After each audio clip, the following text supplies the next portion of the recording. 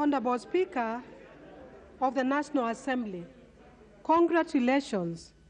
Please do take charge of your house now. Honorable members, the Honorable Speaker presiding.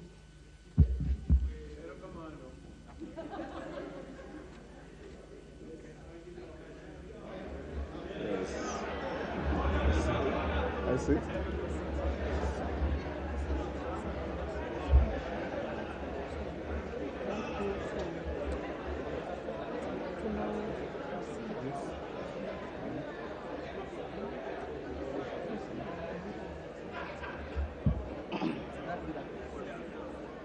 Order, honorable members. Order. Honorable members, the Clerk of the National Assembly, distinguished guests, ladies and gentlemen, I wish to express my heartfelt gratitude to the honorable members here assembled for the high honor that you have bestowed upon me by electing me as the Speaker of this august House. I accept and submit to your will, and I'm ready to serve as the 8th Speaker of the National Assembly since our independence. I commend all the citizens who expressed interest in becoming your Speaker by formally returning their nomination papers and laud the efforts of my worthy opponent in today's election, the Honorable Kenneth Otiato Marende, who also happens to have been one of my distinguished predecessors, having served as the 7th Speaker. My other distinguished predecessors include Sir Humphrey Slade, the Honorable Frederick Mbiti Gideon Mati, the Honorable Moses Kiprono Arap Keino, the Honorable Professor Kimetet Arap Ngeno, the Honorable Kausai Francis Xavier Olekaparo, and my immediate predecessor, the Honorable Justin Beda Njoka Muturi. I am eternally humbled and extremely privileged to now occupy this hallowed seat.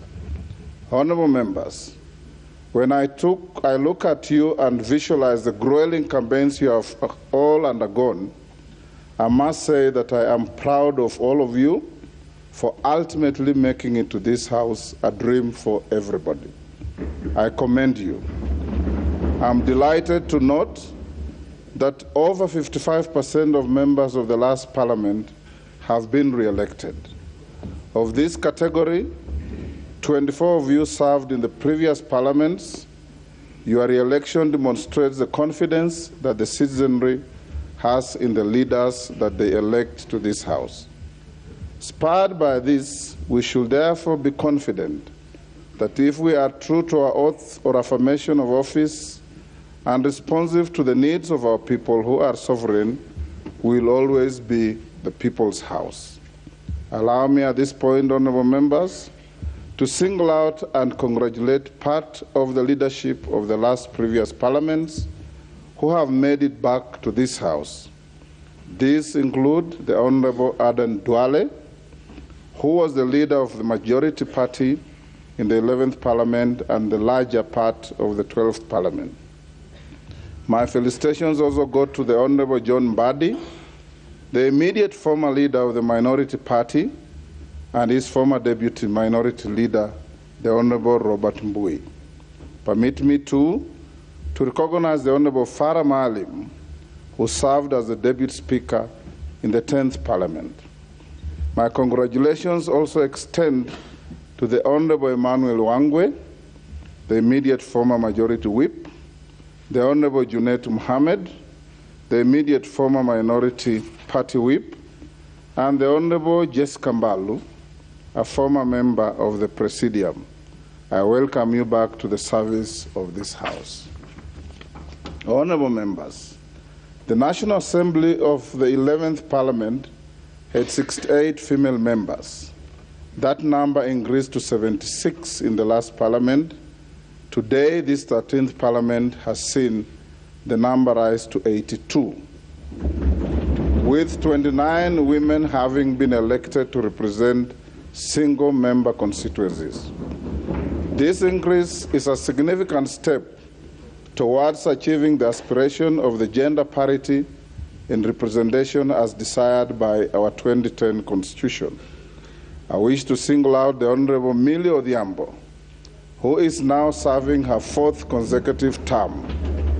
I salute you, Member for Suba North, for your resilience and continued service to our nation.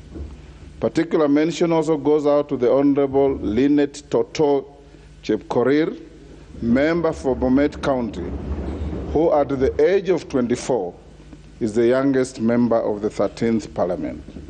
Mheshimiwa, you are a great inspiration to the youthful leaders of this country, and we wish you well.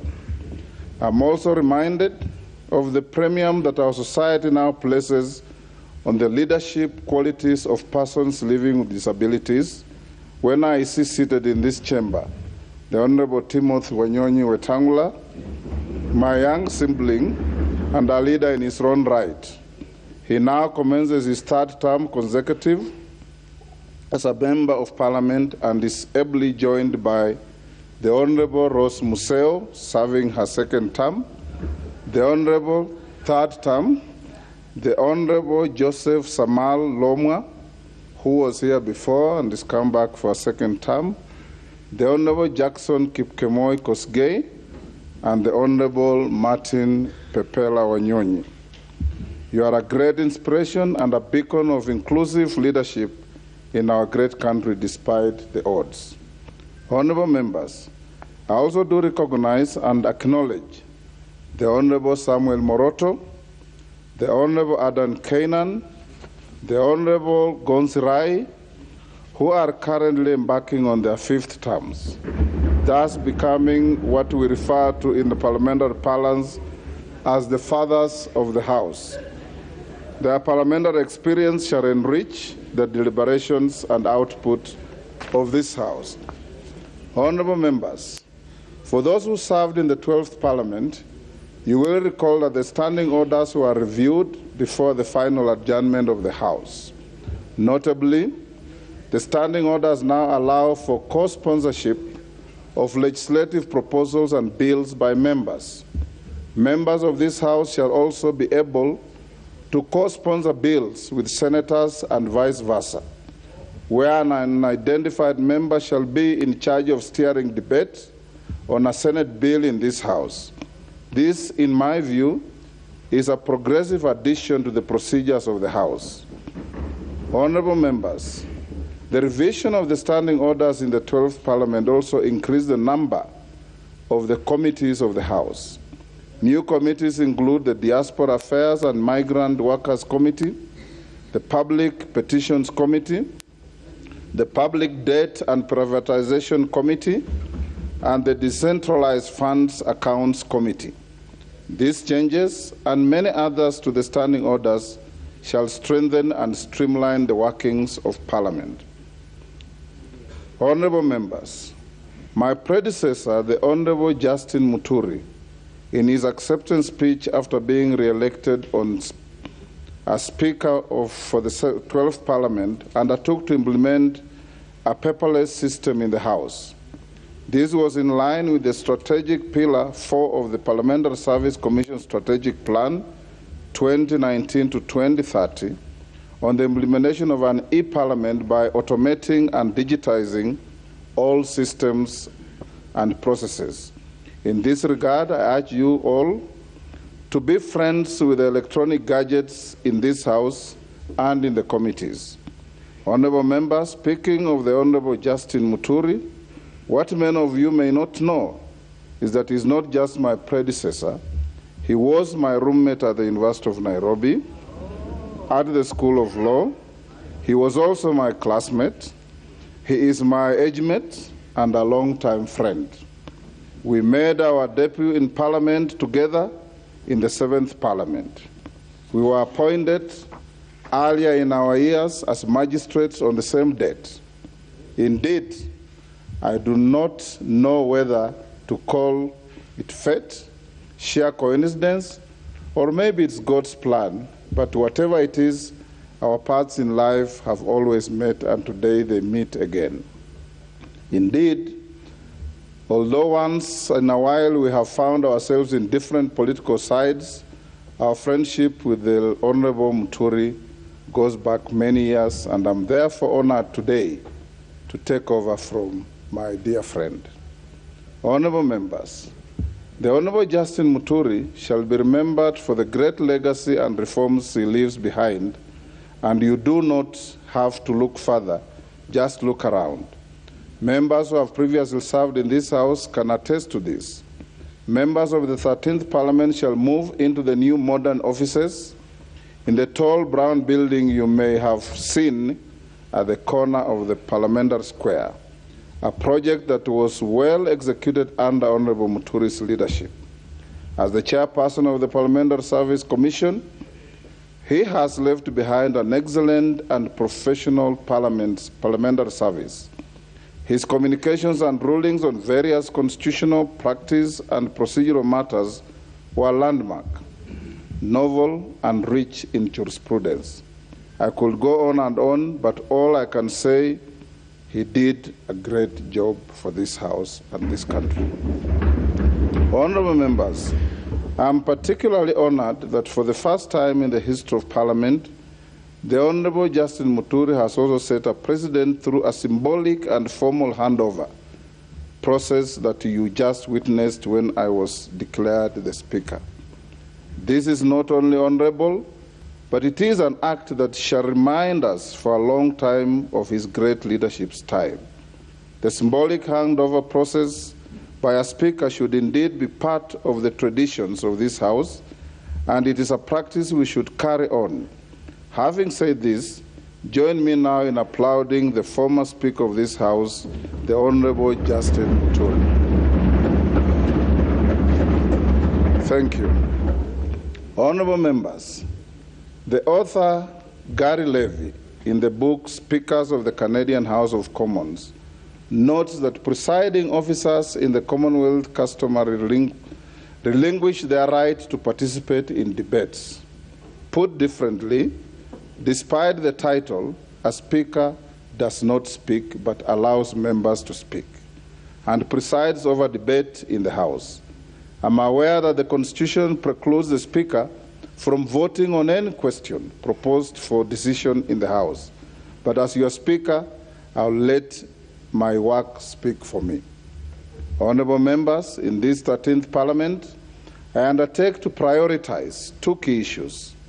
These are enhancing public trust in this House and the institution of Parliament, and nurturing and upholding comity between our two houses and between the National Assembly and other arms of government, with particular attention to our judiciary, which has often appealed for reasonable consideration by the legislature. Honorable members, the Constitution states that the authority that has been assigned to you and I under oath is a public trust.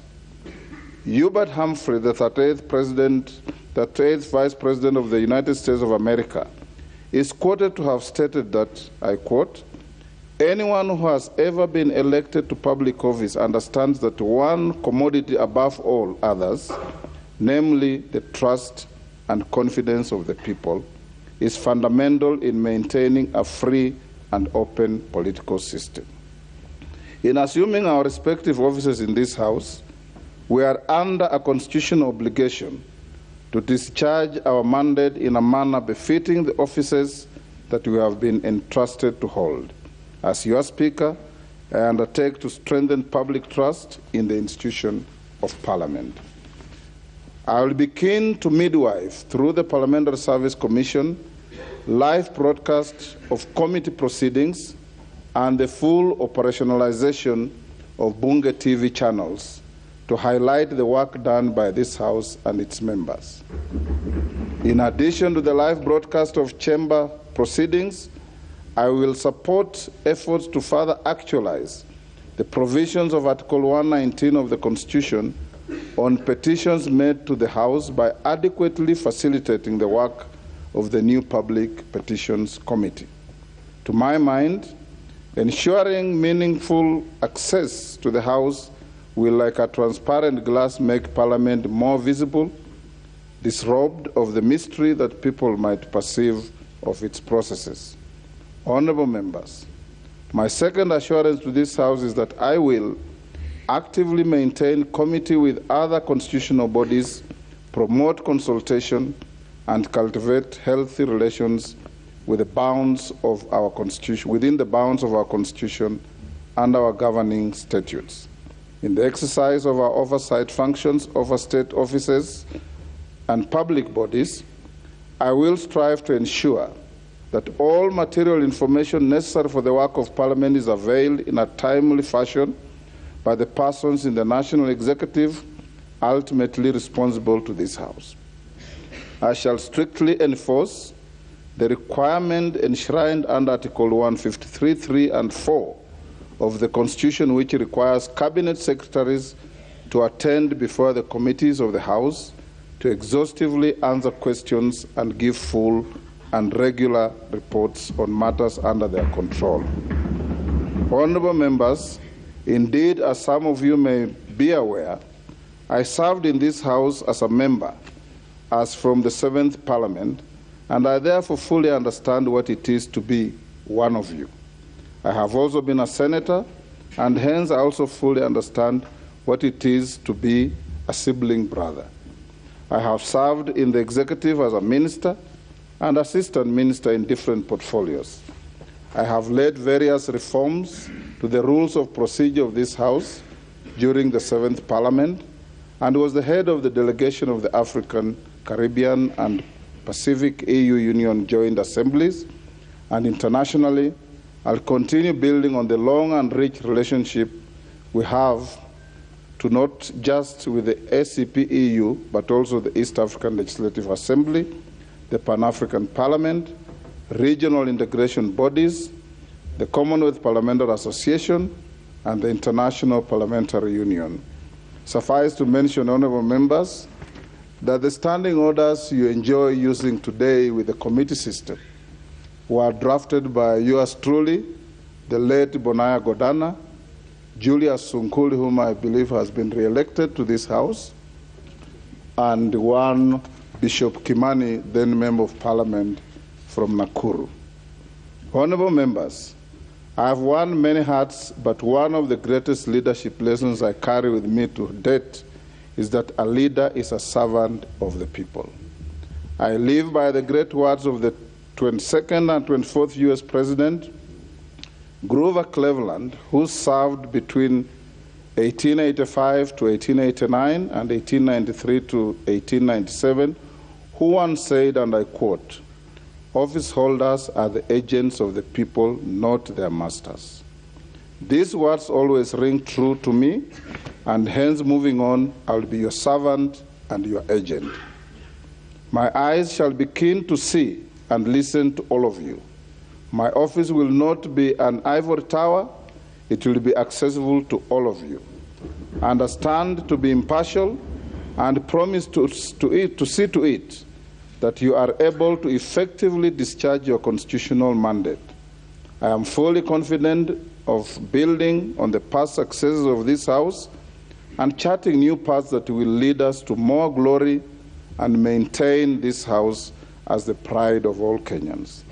Honourable members, I wish to inform you that the National Assembly has organized an induction retreat for all members of this House, which will take place from 18th to 24th September 2022 at a venue to be communicated in due course.